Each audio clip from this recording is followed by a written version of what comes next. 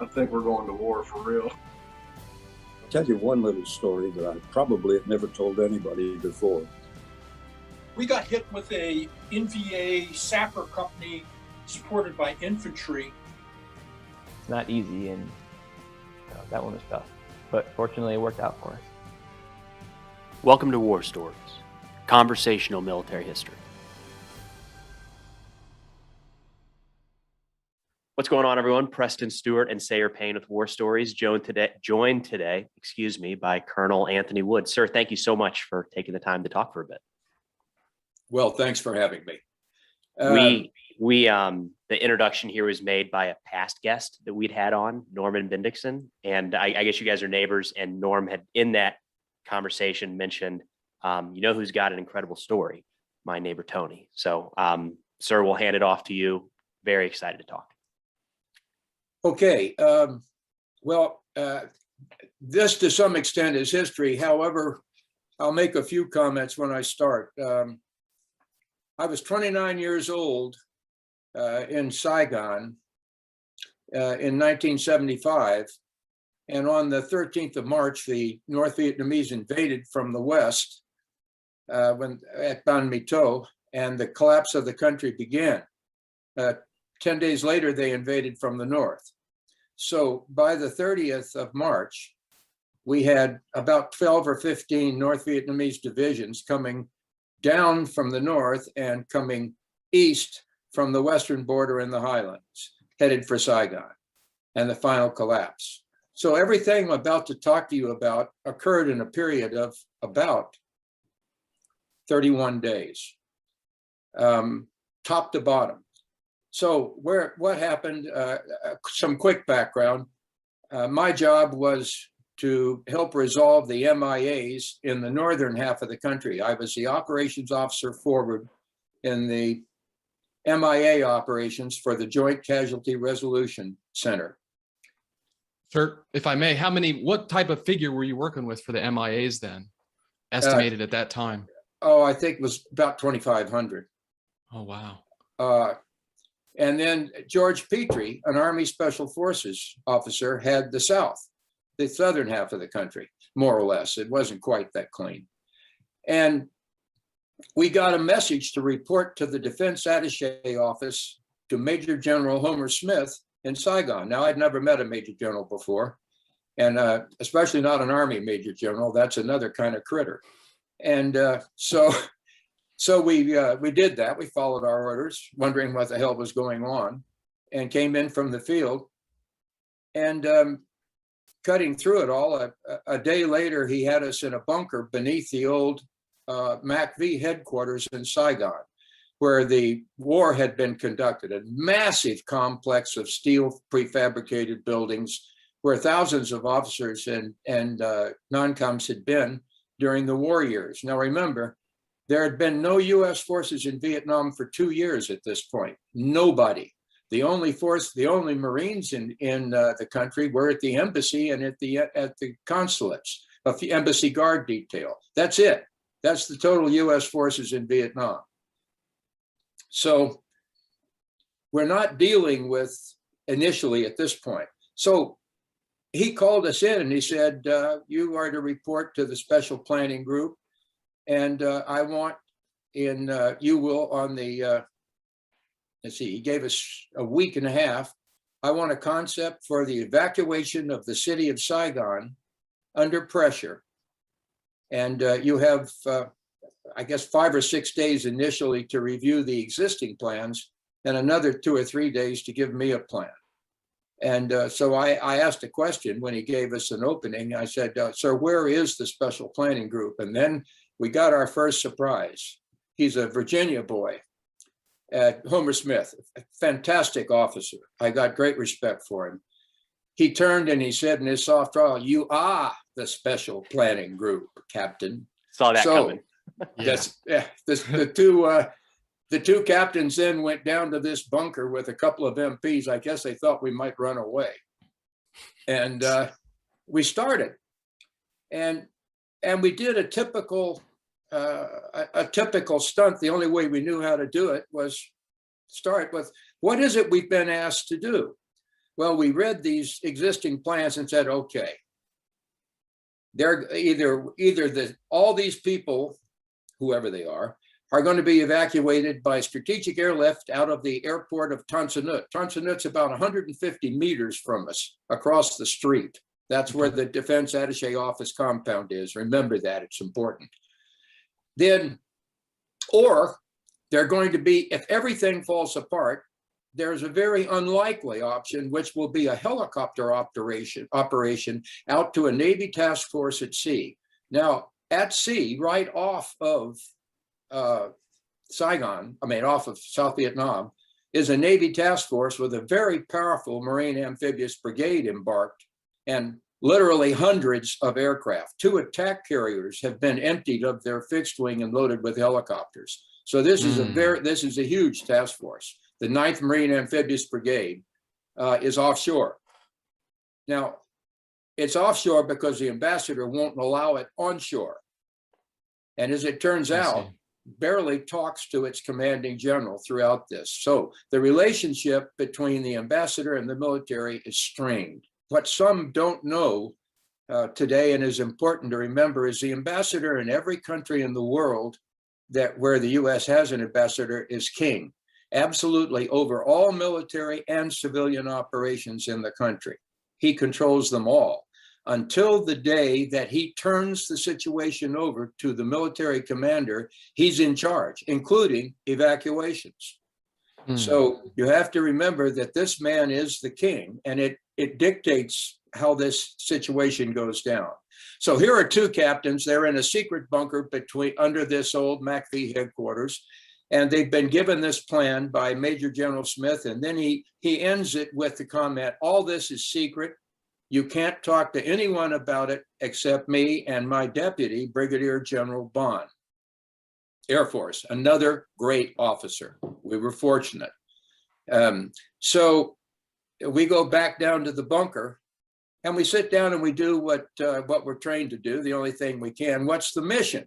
Okay, well, we decide it's to collect US, allied civilians and employees and their Vietnamese employees and prepare them for evacuation.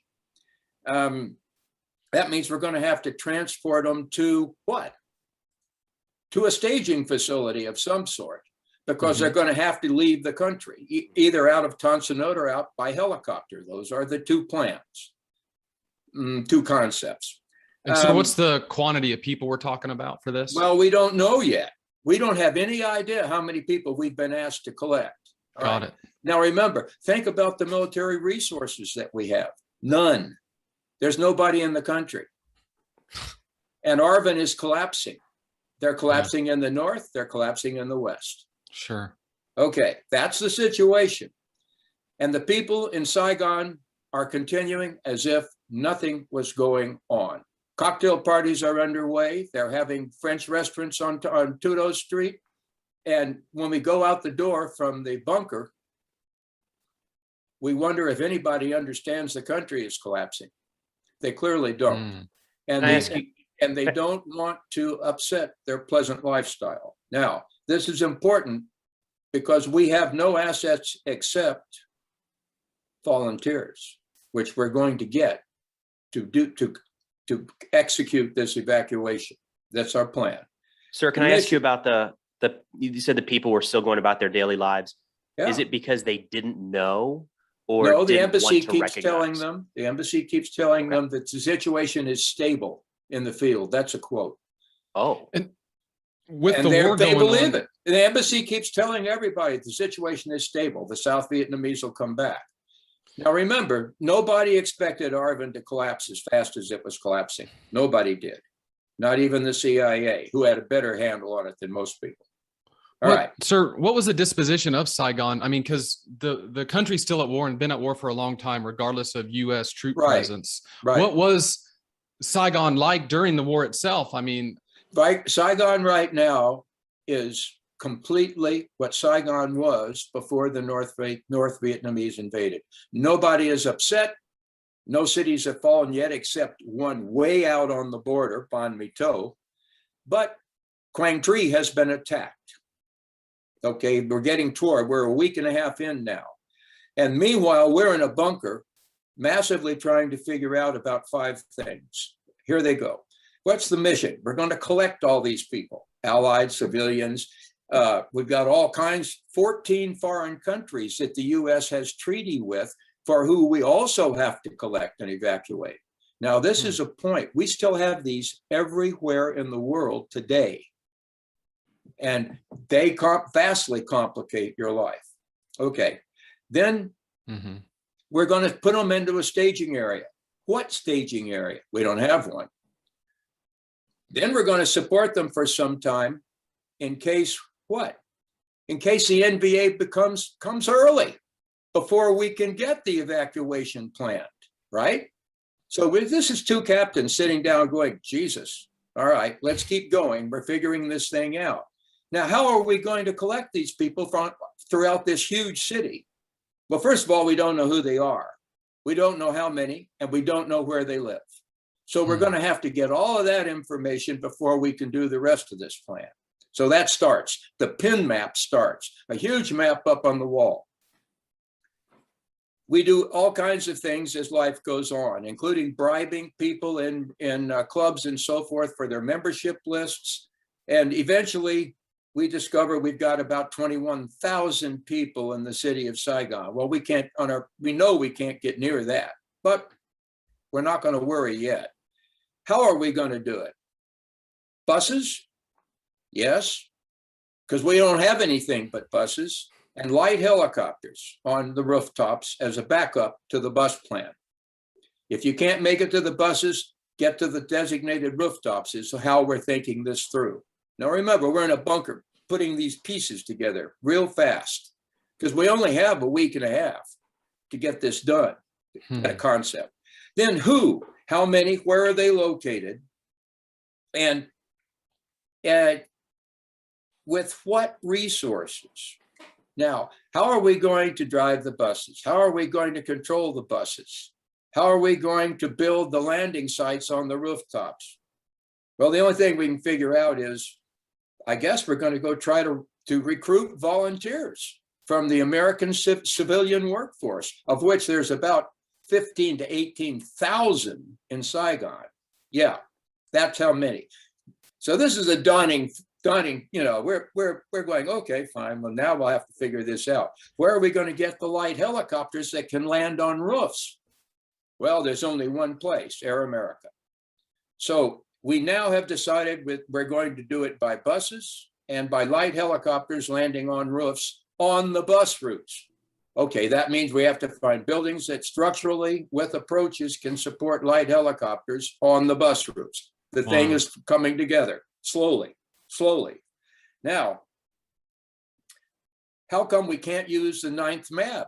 This powerful Marine force that's out at sea with a regiment of, all kinds of assets. Well, as you will see, we eventually secretly begin flying out to the 9th MAB at night in Air America helicopters and landing on their carriers and coordinating with them. Because the ambassador virtually tells Brigadier General Carey when he comes to shore to talk to him that he doesn't want to see him again. And General Carey goes back out to sea. So you're beginning to see the problem with the ambassador. He's very concerned about South Vietnam and about upsetting the Vietnamese. The next thing that happens while we're not quite through in this first week of planning, we get the word from General Smith, the ambassador has forbidden any overt preparations for evacuation. Now, not only are we planning in secret, we're going to have to prepare in secret. And of course, we're not sure what we're going to prepare yet. So we know that 2 things for sure, and they're about all we know for sure. We know that if the primary plan is executed, we're going to have to get people to Tan Son Nhut, where they're going to board civilian airliners and C-141 Starlifters in a major airlift out of the country at some point, if this evacuation is ordered. Remember, it hasn't been ordered yet. Or if Tan Son Nhut's not available, we're going to have to lift them all out by helicopter. Oops, we just got a big thing added. We're going to have to make sure what? That the staging area can accept Marine Corps CH-53D helicopters, among the largest in the world at that point. So, oh, whoops, no staging area.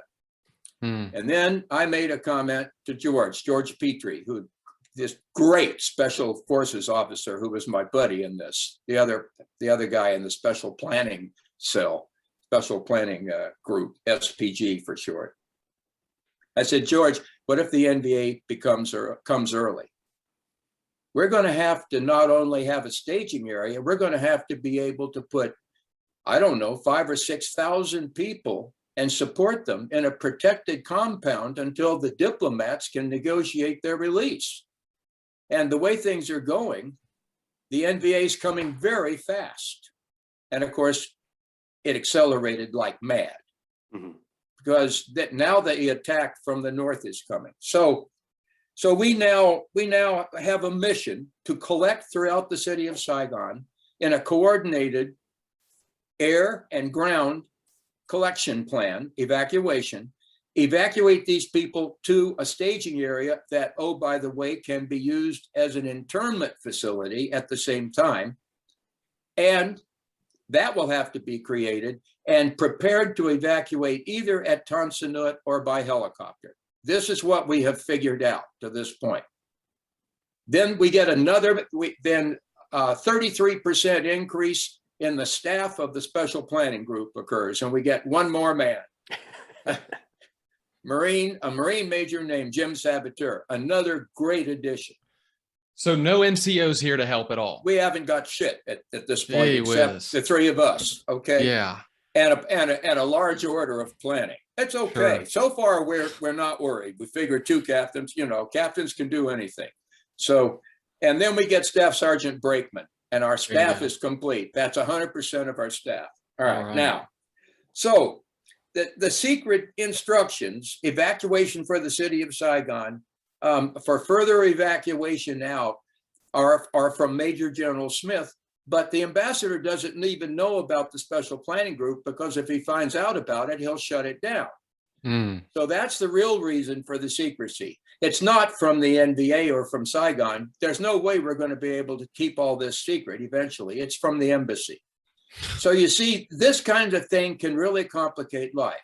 And eventually, although I don't go into it, the ambassador relieves Brigadier General Bond, has him arrested and flown to Guam. And at the time he does this, Brigadier General Bond was in charge of evacuation planning.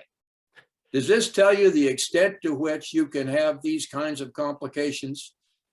And remember, the reason for the relief? Well, he released a message asking for a Marine company for protection of the perimeter of the compound.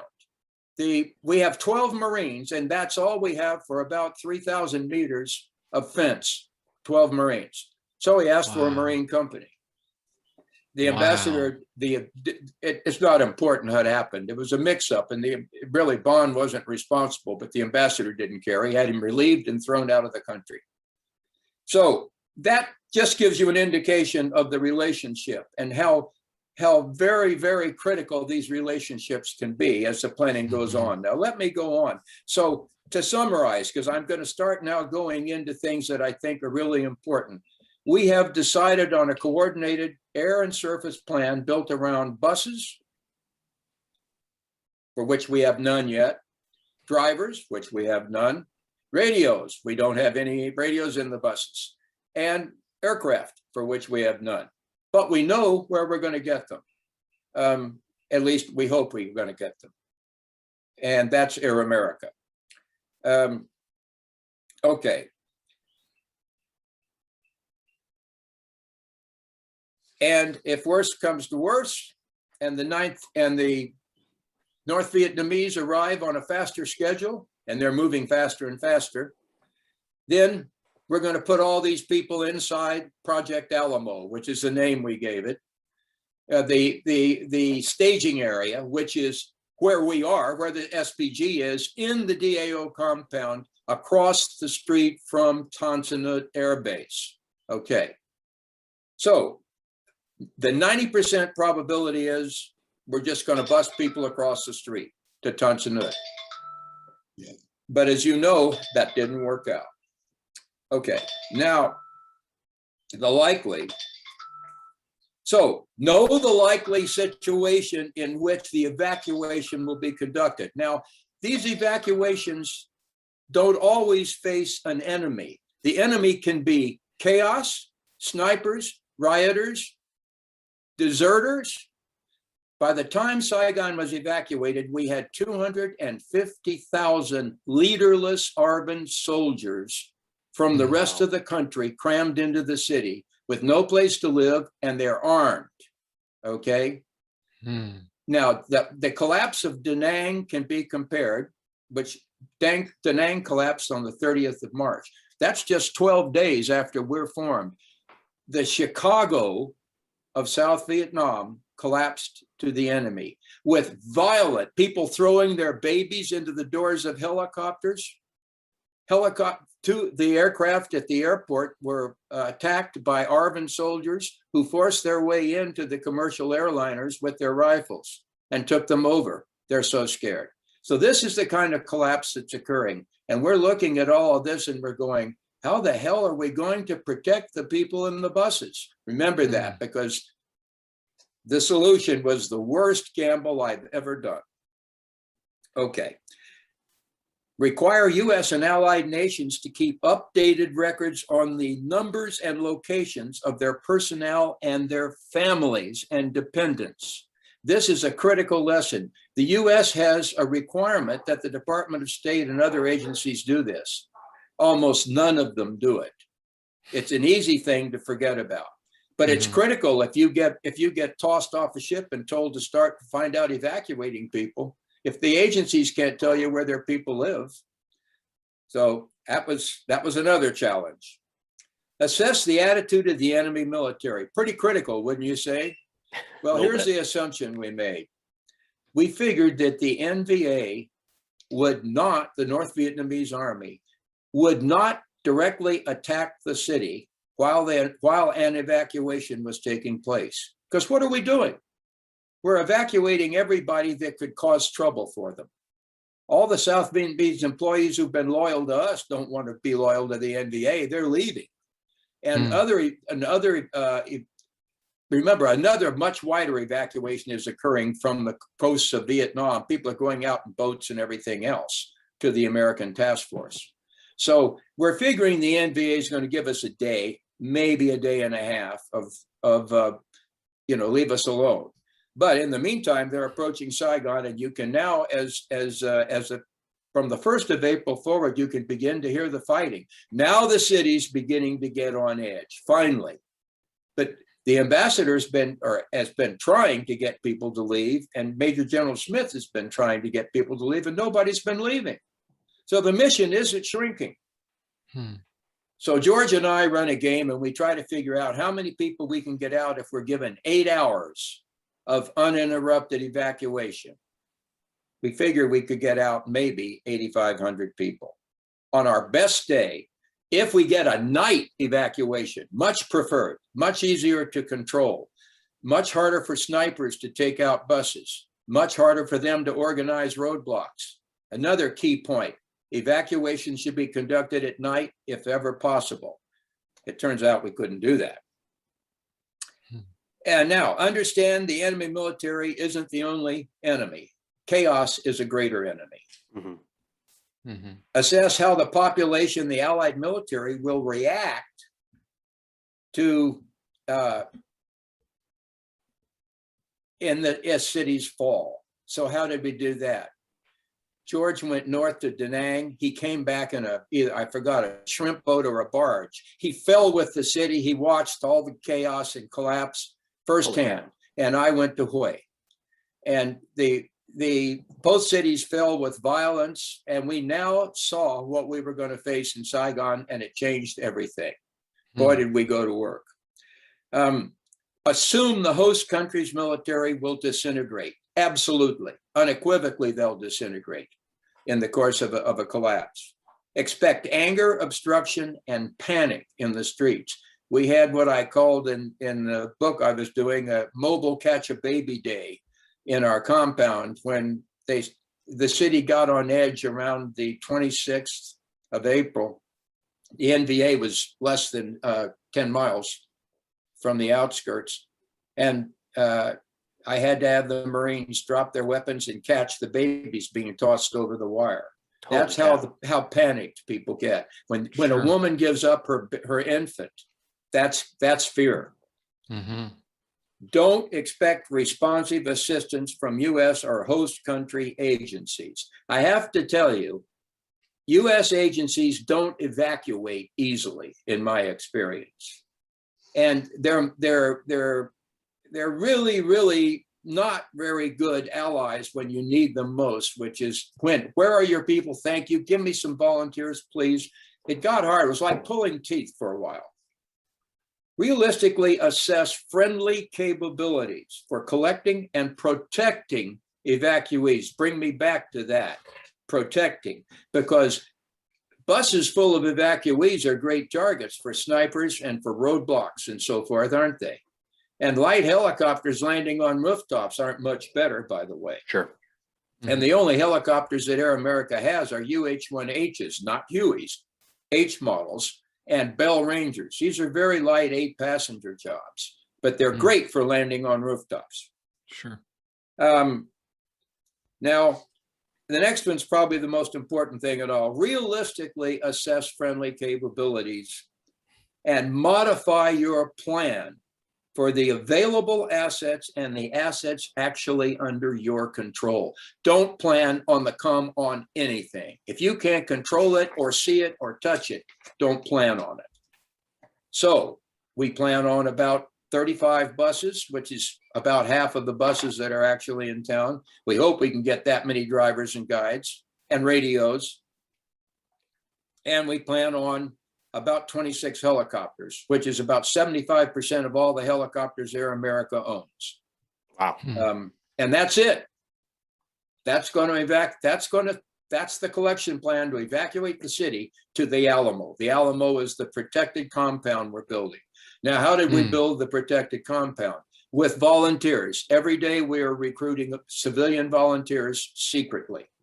And they're working all night long to to clear the rooftops, to clear the telephones, wires, and the TV aerials from the 13 rooftops, and to armor the buses. And I'll get to that in a minute.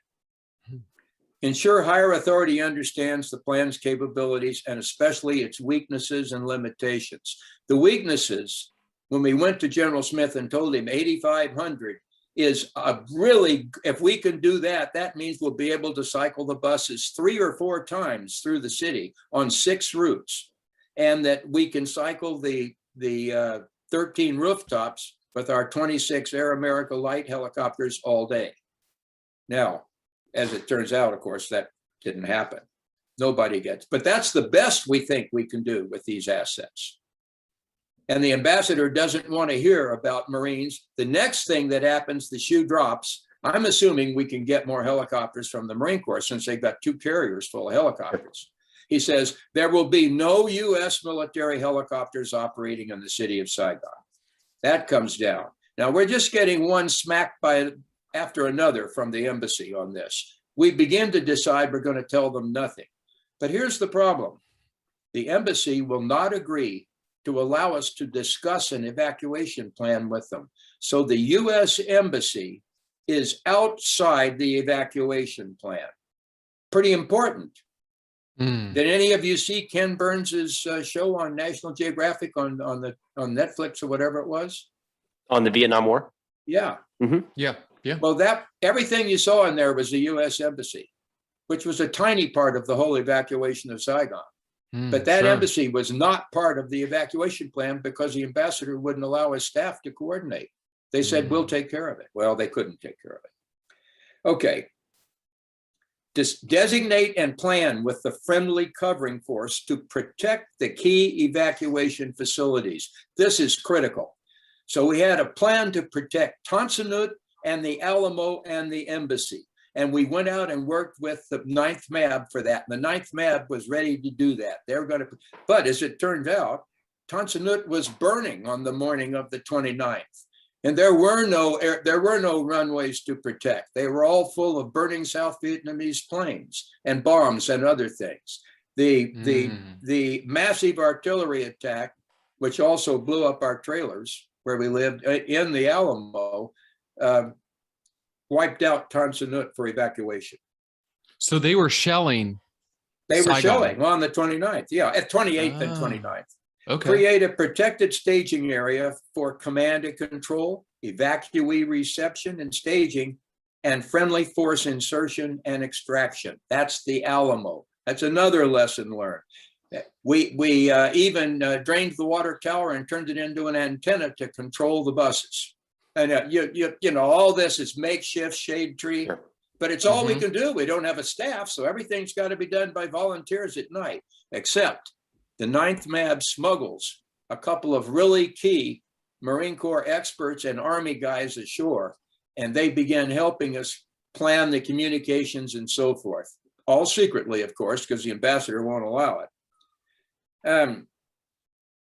Okay, develop, you're going to say this is obvious, but it might not be. Develop a means to coordinate and integrate everything with the protective U.S. force, in our case, the 9th MAB.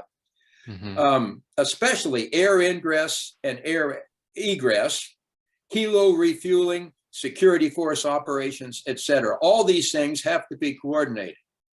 And we started first in our coordination by flying out at night in these Air America helicopters, and the Navy hated it. It took a long time to get them on board. Have a practical plan to gather evacuees with a reasonable chance of access.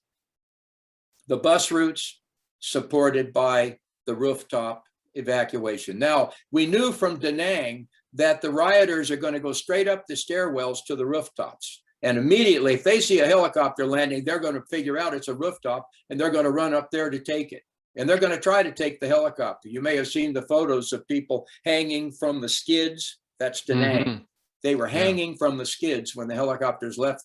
So we went to Pacific Architects and Engineers, a great outfit, contractor, and they built these sliding barricades, which we put on plumbers' uniforms or carpenters' uniforms, and we went and installed, George and I each had a team, and installed these under instruction of a Pacific Architects and Engineer guy who knew what he was doing, in the stairwells that could be slid across to block the stairwells after the evacuees were on the landing site on the roof.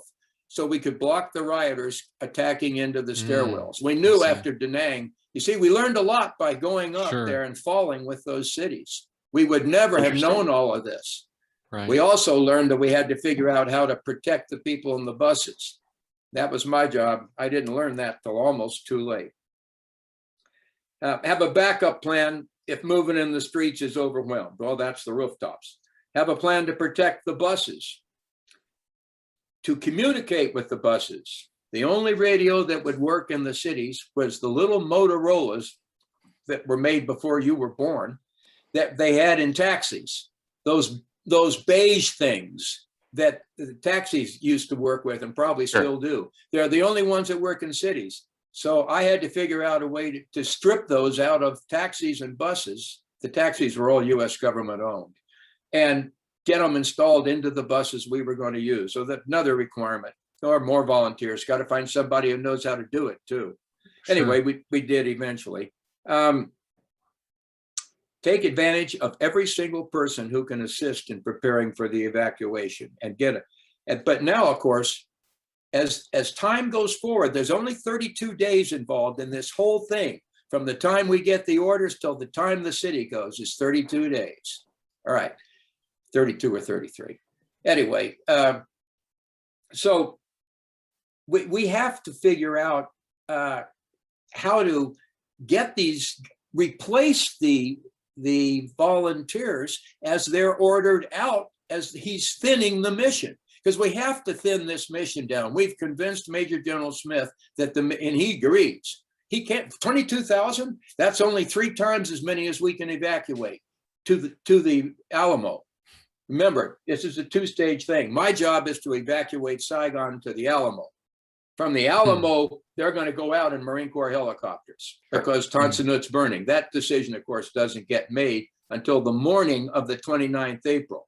And only when the ambassador drives all the way to Tan Son Nhut with Major General Smith. He wouldn't believe General Smith. You see the problems here? Yeah. So on the morning of the 29th, after we've had 242 rockets land and a whole bunch of artillery land, and Tan Son Nhut is burning, only when he sees that does he tell General Smith, okay, go with the helicopter plan to evacuate the city. That's what happened. Incredible. Golly, All no of this is flexibility. all of this is documented. Okay. Understand that in all such situations, until the U.S. ambassador releases control to the U.S. military, he is absolutely in control of every aspect of what goes on in the country. And a lot of Marines don't know about that. A lot of Army guys don't either. Okay. Now,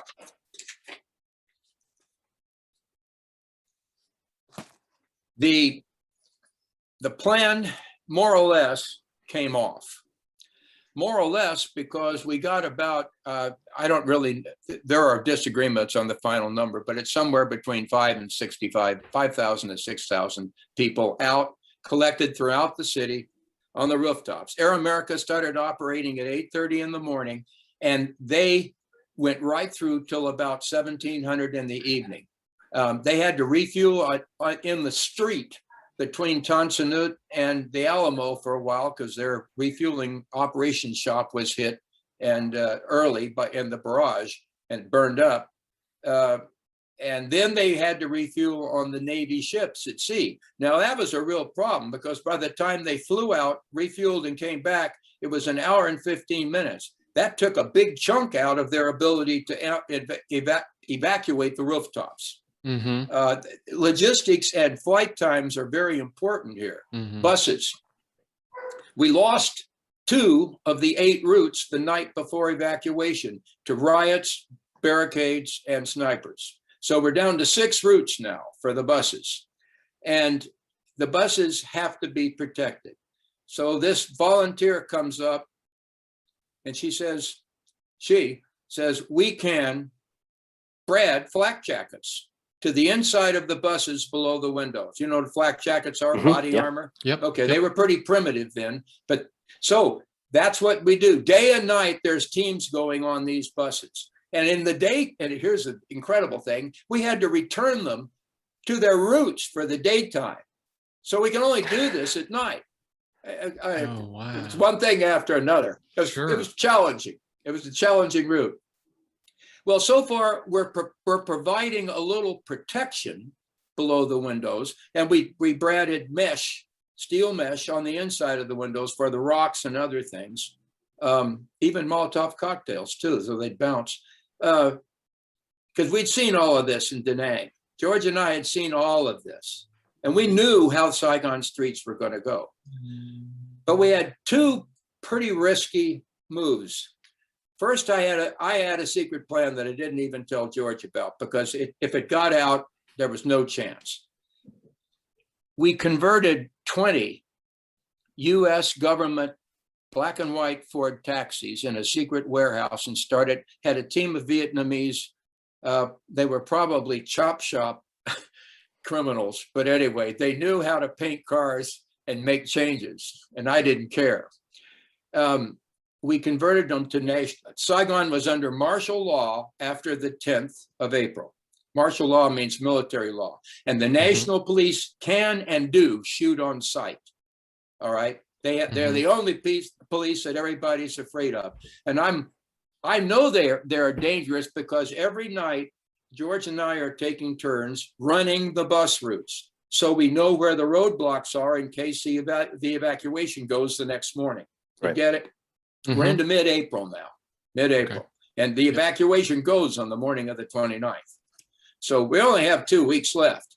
And we're trying to make sure we know where they're putting the roadblocks. Well, the roadblocks are patrolled and manned by national police. And it occurs to me that if that's the only force that the rioters are afraid of, then we'll get the national police to escort our buses. So we make up national police cars. And I have blue lights flown in from California and sirens mounted on the fenders. They're painted in national police colors. We put blinds in the windows. And I even get helmets painted in national police, and everybody gets issued dark glasses so that they look just like a national police cop driving his car, right? That is an idea. Okay. Wow, that is Now, an idea. Right one there. of these or two of these are assigned to every stick of 4 or 5 buses. And now this is the worst idea, honestly, the worst plan I've ever come up with, but it's the only plan because the ambassador won't allow any Marine protection to the bus convoys. Right. He doesn't get it. He's in his embassy. So, or I don't know what. So now we have national police escorting, and the buses make not only 1 or 2, they make 3, almost 4 complete circuits of the city because of the fake national police cars. All right. Now you know what would have happened had they discovered that just one of them was fake. They, of course, would have shot them all, killed the American guide and the Vietnamese driver, but then they would have hunted down every other one because they would have radioed it in. So do you think this was a dangerous thing to do? It was outrageously dangerous. What a gamble. But what would you have done? I didn't have any other way to protect the bus convoys in Saigon. This was the only thing I could think of. I mean, we armored them, but that just protected them against the odd sniper. Sure. Right. So anyway, the buses made it through barricades. They made it past burning tires. They made it through the rioters, more or less, until finally the last convoy got a couple of buses burning and a couple of people hurt. And we were just outside the gates to the Alamo. I was out with it. I spent the day in the city with the convoys, coordinating them. And anyway, we had to evacuate the last 2 buses. They were burning into the rest of the convoy. And the South Vietnamese airborne had mutinied on the other side and were using their heavy weapons on the convoys. So I'm not really sure to this day how that got negotiated, but I radioed in to General Carey's outfit at sea, and he dispatched Cobra attack helicopters, and that shut them down. That Do you scared know them to death. Like, why would they be shooting on the buses? The former Army guys. Just, oh, come on. Revenge, jealousy. Yes, a jealousy and absolute panic in watching. And it had been bad for about 10 days. For instance, I had a modified scuba out set up in the trunk of my Ford. I had a staff car, and I had flak jackets all the way around the trunk to protect it.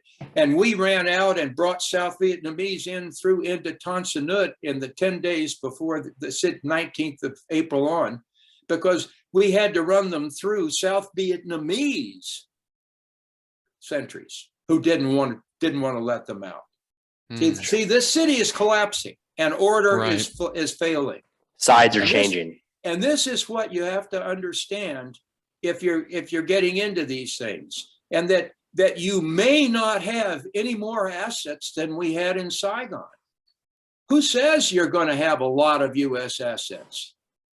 Who says you're going to have the time to, But I mean, we only had like 31 days from the day we got told to do it till we had to execute. We had to build the Alamo, which we did. We had to convert the swimming pool into a drinking water basis. 6,000 people were in the Alamo on the 29th at its high point, because all the helicopters and buses were emptying into the Alamo. It was the only safe place. It was the staging area. At 3 p.m, the U.S. Marine Corps started the lift out, and 544 helicopter sorties later, the largest heli-lift in history, to the Navy Task Force at Sea, that went till the next morning, the Marines finished evacuating the Alamo.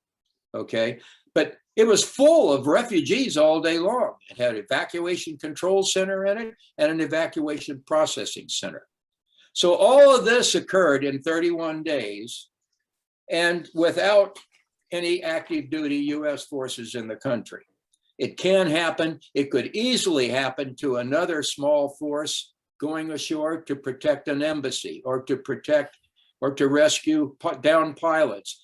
The U.S., the last time when I wrote a paper on this to the National War College, I identified 17 sites around the world that I thought this could happen in tomorrow. Now, I don't know how many there are today, probably more. But in 1993, there were at least 17 that could be seized, and you might have to retake, who knows? But every evacuation will be unique. And I'm the last one to suggest that one size fits all. It absolutely doesn't. But the enemy comes in many forms. The enemy can be recalcitrance on the part of the civilians. It can be recalcitrance on the part of U.S. agencies to believe that an evacuation is necessary. It's not that they're against it. They just can't believe that after all these years of living in Saigon as pleasantly, that's impossible. But it happened. Another enemy can be the sheer collapse of the host country and the enmity, anger, frustration, and sheer rage that develops in the streets. There's no place to go. Saigon was the last city. 250,000 deserters. They're not really deserters. Their officers abandoned them. Right. But they're pretty bitter. They're furious. They're terrified. They're wondering what the North Vietnamese is going to do to them. They're shedding their uniforms. It was an amazing picture.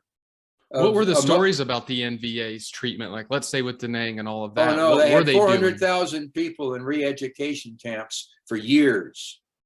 Wow. Concentration camps for years fact. in Vietnam. Okay. Yeah, Yeah. it was really bad. When did you evacuate, and how did you make the decision that it was time for you to go?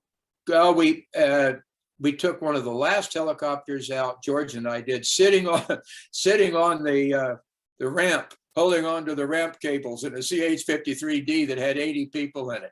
It's supposed to have 26 as a combat load, but some of these people were very small. Sure. And we sent it in to Guinness, and the Air Force said they had one that had 81. Right, Yeah, right. come on. Anyway, that was late on the evening of the 29th, around 8 o'clock. The last Marine helicopter left after the demolition guys had planted explosives throughout the whole McPhee compound. And that was about 2 hours later. Then the last guys left the roof of the embassy the next morning. The last Marine guards were lifted off the roof of the embassy. But the embassy wasn't part of the evacuation plan because the ambassador wouldn't let it be part. And that's that iconic picture, right? Yeah. Oh, That's which the one? embassy. Of The the embassy people with going the up the ladder? helicopter. Yeah, just the No, rooftop and the helicopter. No, that's sort of one landing. of our ladders built by Pacific Architects and Engineers, and one of the rooftop LZs, landing sites. That was yours. Yeah, Okay. yeah. Interesting. It's hard to know because they do get jumbled in And this that's an right? Air America helicopter. And in all the pictures they say is the U.S. military. No, it's an Air America UH-1H. Yeah, I know which building that was. Because that ladder was built so that people from that landing site could get up to the tiny spot where the helicopter had to put down. Took a good pilot to do that too. Oh yeah. If you see, that's the elevator motor building that helicopter's landing on. If it's a picture that has the people going up the ladder to the square building on the roof with the helicopter on it, that's the UH-1H, Air America. And then we had to convince Air America, that wasn't an easy thing because this is a company, even though it was owned by the CIA, it was still a company, commercial company. And they said, and I'll never forget the meeting, they said, Captain, we can assume that all of these helicopters that we're going to give you, if we agree, are going to be lost. Is that right? I said, yes. He said, so our whole helicopter fleet is going to be abandoned if we join you. I said, yes. That I won't lie to you. There's no way. I mean, you might get one or two out of it, but so they still did it. And Great. you're saying And they were those owned guys, by the they're owned by the CIA? Air America was owned by the CIA. Yeah. That's interesting. Oh no, they operated for 20 years over there. So they had operated we left in 73, U.S. Operation Forces did. I fought over there 69, 70. Everybody left in 73. From 73 to 75, Arvin had 100,000 casualties fighting the NVA. The war Really? continued. It just continued without us. Hmm. Okay. And then in 75, the NVA had reconstituted, re-prepared their forces, built a highway where the Ho Chi Minh Trail had been, with 6 exits into South Vietnam. I wonder what those exits were for. The invasion forces. Yeah. So anyway, Exactly. so this is, let me wrap this up. So because there probably are some questions. Every evacuation will be unique to the time and place and the host country and the resources that you have and the time you have to plan the resources. In this case, there was a secret evacuation, which we helped, that preceded the evacuation of Saigon. It was called the Black Evacuation. And during that evacuation, which was managed by the CIA, hundreds and hundreds of agents who would all have been executed on the spot were gathered from all over Vietnam and secretly flown out of Tan Son Nhut Air Base, okay? Well, you needed time to do that. And they didn't have much, but they got out most of them. So you see, had a little more time been given to Kabul, we probably could have gotten a lot more out. Sure. The operating forces did everything they could in Sure. Kabul. I Sure. have no doubt of it. But you need a little bit of time to plan. And I'm sure they were hamstrung in Oh, they many, many, were. many ways that They were told we're to not do it. aware of. Anyway, I'm not trying to make a political thing here. So I'm trying to show you that you need a little time. You can't do everything overnight. So there was a Black evacuation. Then my job was to collect the evacuees and evacuate the city of Saigon to the Alamo. Americans, American employees, and 13 allied nationalities and their families, okay? And to keep them safe until we could evacuate them out to sea or through Tan Son Nhut if that worked out. Of course, Tan Son Nhut didn't work out. It was burning on the morning of the 29th. So the helicopter lift was ordered by the Joint Chiefs of Staff. And it was one of the options. That's why all those helicopters were embarked on carriers at sea. On attack carriers that normally carry fixed wing fighters. When was the Black evacuation? It went from about the 1st of April. No, it went about the end last week in March to the middle of April. So if that evacuation, But it was all secret.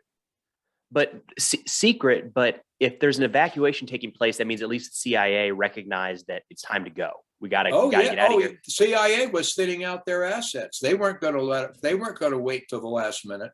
So why is it a month later that you're scrambling in the middle of the night to try to get people out? It seems like there were some signals missed. Good question. The ambassador forbade evacuation planning and any visible signs of evacuation preparation almost to the last day. Okay. He didn't want to upset the South Vietnamese, and he believed and fervently hoped that a negotiated settlement could be made. All right.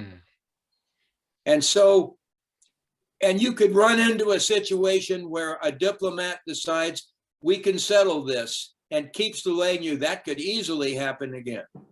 Sure. Right? You have diplomats right now who are coming up with solutions for the Ukraine without the Ukraine even being involved in the discussion. Sure. This happens all the time in this world, guys. Right. Right. Okay. It's like a perspective. Well, a lot of people think they can decide for other people how things are going to go. Who knows? Yeah. Yeah. So, and there's a lot of embassies and cities in the world where this could occur. It's not all, communists or anything. Revolutions occur. And revolution, look at Libya. Thank God we didn't go into Libya. They killed our ambassador, though, in the process a few years ago. young guy, really gutsy guy. So you can be held up. You can be asked to do things with very few resources. You can be asked to do things that aren't strictly legal. I'm sure that Sure. some of those things were not, I know some of them were not strictly legal, but didn't make any difference. It had to be done. The resources had to be found. I had Well, to find out where the people were. I bought the records to the Circle Sportif. And because it gave me the records for about 80% of the Allied families and Allied personnel that we were responsible for, where they lived and how many.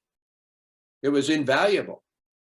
And I sent all of this data to Thailand, where we had a computer center. And I had it computerized and shot back to me. And we built this huge pin map in the bunker, in the SPG bunker in the basement of the Alamo. And so we had colored pins everywhere. And of course, then we overlaid our routes and changed the routes to fit the concentrations. And we had to change the routes 3 or 4 times because people were Sure. being evacuated by the middle of April, way late, but at least they got started. By the middle of April, thousands of people had been sent out in endless flights, leaving right after each other all day long from Tan Son Nhut. The ambassador and General Smith had been able to work together and start forcing them out. And the South Vietnamese were letting the flights go. That was another big thing that General Smith negotiated. There's a lot going on here. But it was a two-edged sword, because of course, among those who flew out were a lot of our volunteers. They were ordered out. So we had to replace them. People that Yeah. were working on the buses one night were gone the next morning. Sure. Yeah. Trained bus drivers. Oh, that was funny. You know how to train a bus driver? You let him or her drive a couple feet forward at night, drive a couple feet forward and a couple feet back in front of an old warehouse way in the back of the MACV compound where nobody can see it, especially the embassy can't see it. And how to shift, because these aren't automatics. Oh yeah. And hope that barricades and rioters don't get to be too big a problem. That the guys, they did a fantastic job. These are all civilians and South Vietnamese drivers, mostly civilian guides. And that's, same thing in the aircraft. Those Air America pilots, Air America gets a bad rap. Don't believe that silly ass movie that was made. They were terrific guys. Wonderful. What guys. was what was their background? I mean, are they like Black Ops guys? They are all former, not Black Ops didn't exist. This is 1975. They are all former sperm drivers, sperm of the little reconnaissance helicopters that the Army had then. They look like sperm cells. That's why they were called that. And they do, and built by Hughes Aircraft or somebody. Good little birds.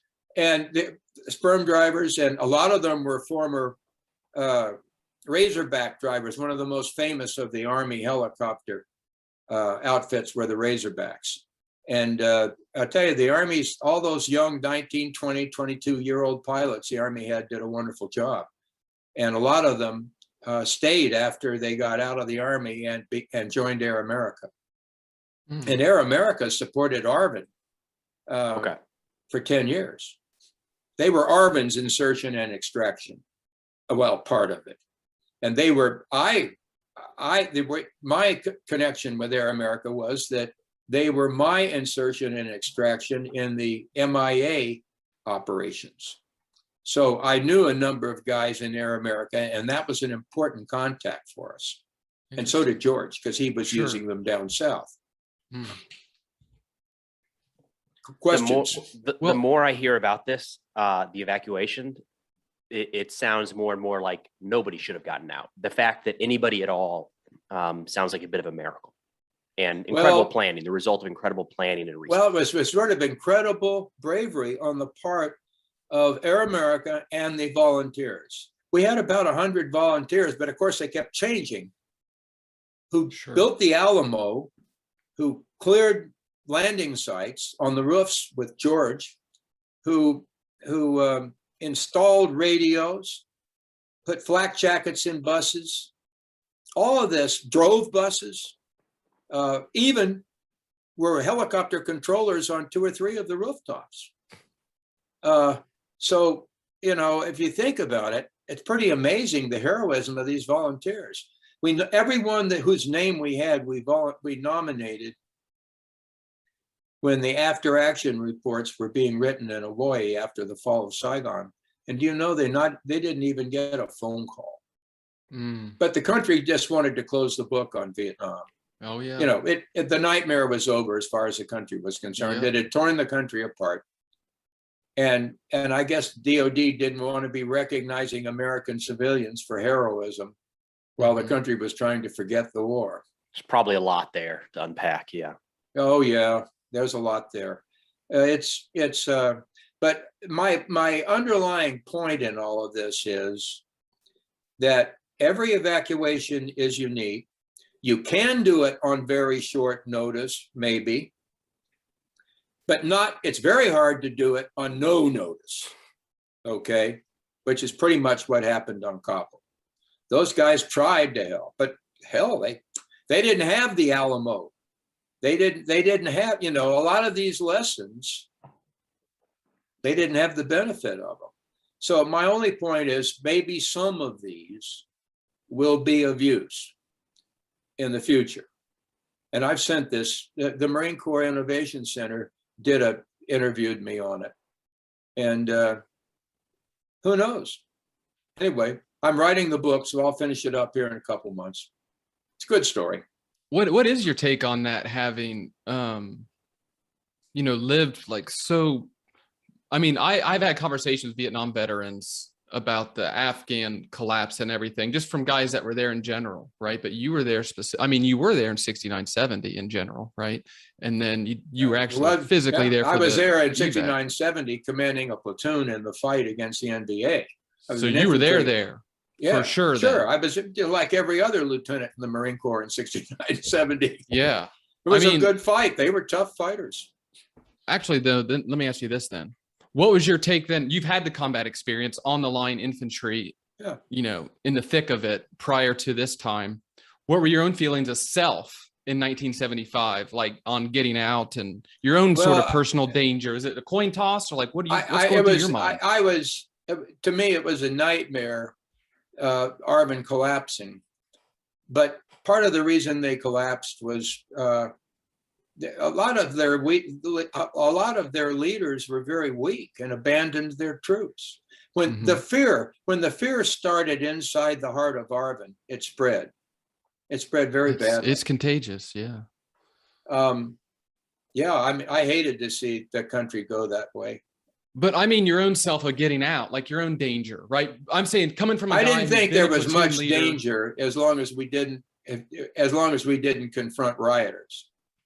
Okay. I thought the danger would come from rioters, not the North Vietnamese. The North Vietnamese halted outside on the very outskirts of Saigon while Tan Son Nhut was burning on the 29th. They could have kept coming right through right then and there, but they didn't. We were doing a job for them. We were getting a lot of people out that couldn't be anything but a problem for them. Sure. But boy, the rioters in the city, it was fierce. It was a mess. And we did have people hurt. Nobody was killed, which I thought was absolutely amazing to me. Wow. Yeah, none of the passengers were killed. There were some heart attacks, some pistol whippings, some people that we had to evacuate when the buses were burning on that last convoy. And I was in the city all day long, but my Jeep got tumped over and dumped. And my radio operator and my driver and I had to get on the buses and start coordinating from there. Fortunately, we had radios in a couple of each stickers. Guys, what else? Sayer, anything? I mean, I did kind of want to pick your brain. Like, what are your feelings about watching the Afghan collapse? Because we were talking before we started recording. I was just sad that the operating forces were put in a position, put in that position, because, I mean, they were just blocked in, and they were told, no, get out and pick one. Pick Kabul or pick Bagram. I mean, you know. we're going to hear some stories out of that, I think, too, right? Sure, you Like, will. About, I'm not. This isn't a political issue to me. The whole reason I'm agree. doing this is first of all, it happened a long time ago. But I'll tell you what, it might have some utility. But every evacuation will be unique to where it occurs and the circumstances under which it occurs. But there are some points, I think, that maybe will be of use to the next captain. The challenges you mentioned between the State Department and military, the embassy and the military going back and forth, was that personality based, or do you think that's more endemic of those two organizations even today? No, I don't know about that. I wish I had the background, but I will tell you a little bit about that. Graham Martin lost his son 6 years before in Vietnam fighting, and the ambassador did. And he had great love for the South Vietnamese people. He was also, in my opinion, a very sick man.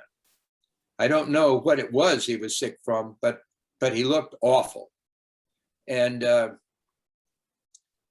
but he made the situation as grave and as risky as it was by forbidding. He almost threw Brigadier General Carey out of the country when General Carey reported to him to tell him that the 9th MAB was offshore. He told him to make sure he didn't make any decisions that weren't cleared by the embassy. And there would be no Marines operating in the city of Saigon. I made all kinds of decisions that caused us no end of trouble, a lot of trouble, and vastly increased the risk. There was a lot of risk involved in those decisions. But George and I really didn't have a lot of time to worry too much about it. We just had to deal with it. Because at the end of the day, we had to get a coordinated air and surface plan and a plan to complete the Alamo, because those three things absolutely had to be. Because there wasn't going to be anybody to evacuate if we didn't collect them and get them to the Alamo, you know. So we understood what our job was. There was no question. But yeah, it was the most unique thing I've ever been asked to do. Although I was asked to take a tension reduction treaty to Russia and negotiate it. I did that. It took a month, but I got it. Got the treaty done. That was much later. Anyway. Well, I'm glad you're writing a book. Strange career. Very strange career. Yeah, I'm glad you're writing a book about this, sir, because we were talking just before we started recording. We may not always learn from history, but that doesn't mean we can't. We are capable of learning from past experiences. So even if it's just little snippets here and there that people take from your experience, whether it's what they heard here, what the Marine Corps captured, or in this book, it'll all be for the positive. So I'm really happy you're documenting that. Just don't put the operating forces in a bind on Kabul. The operating forces did everything they could. Right. The problem is you just can't throw them against the wall like that. They got to have at least a little while to plan. Yeah, makes sense. Sir, I'd say that my comment is, this story is like, even if it's not even applied to another evacuation of a country and State Department, to me personally, at least, it's a lesson in initiative and violence of action type decision making, where it's proof that two captains can do anything if locked in a bunker long enough. Well, that kind of is my point. Is it's also the youth. I mean, you weren't even 30 yet, and you're talking about 20-year-old pilots, right? Yeah. You're talking about a 30-year-old, and yes, you had combat experience and all that, but like outside, let's say the military, we don't really give those sort of responsibilities to the youth the way the military is meant. It's a different world today. It's not a different world in the military, but it's a different world everywhere else. And as I said, I think there are a lot of places in the world. I normally use the Marine Corps as my example, but because it's always forward deployed, or always has a whole bunch of units forward deployed, floating around on Navy ships, waiting for the next earthquake or the next revolution or the next embassy assault. And all of these things, some of the lessons learned are applicable, you on a lesser scale, perhaps, but it's